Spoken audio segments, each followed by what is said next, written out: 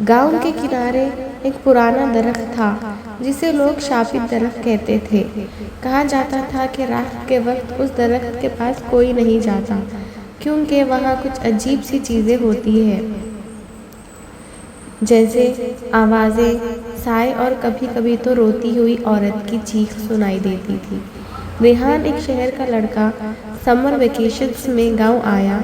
उसने लोकल लोगों से इस दरख्त के बारे में सुना तो हंस दिया। ये सब तो सिर्फ कहानियाँ होती है, उसने कहा। एक रात 12 बज रहे थे, चांदनी कमज़ोर थी और हवा में ठंड थी।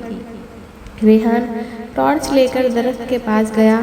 सब कुछ पहले नॉर्मल लगा, लेकिन फिर एक ठंडी हवा का झोंका आया और उसके टॉर्च की रोशनी बुझ गई।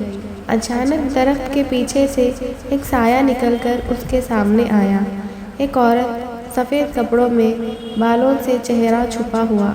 उसकी चीखें हवा में गूंज रही थी। रेहान जब गया, उसकी आंखों के सामने उस औरत ने अपने बाल हटाए और उसका चेहरा जला हुआ था।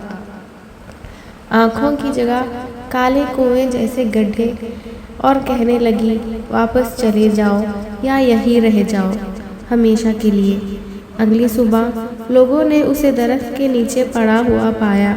आंखों में डर और जुबान बंद हो गई थी। उस दिन के बाद से रेहान कभी नहीं बोला।